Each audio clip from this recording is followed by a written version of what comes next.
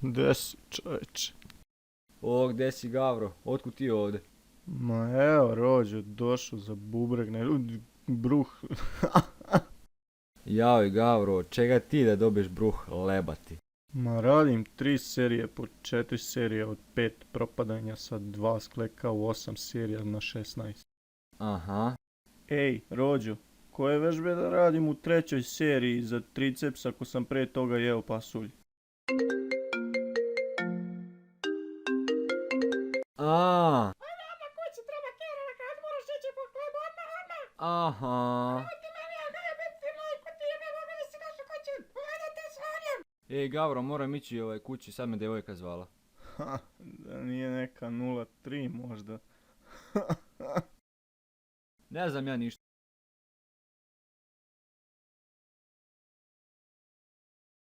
Jel se pucaš malo, a?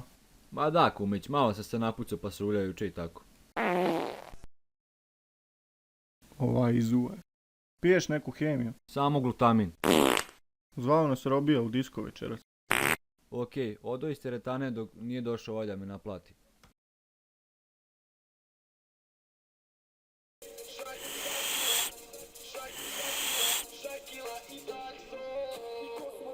Joj, ako te Robert vidi da pušiš podrob, bijet će te ku govno. A jebi ga, buraz.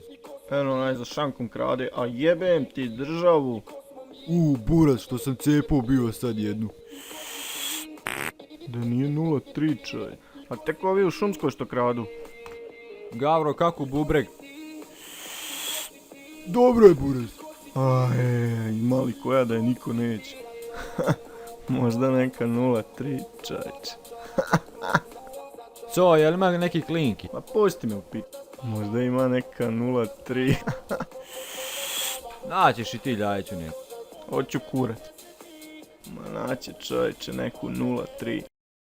Ma daj da odrobijam govno. Lezi. U bubreg.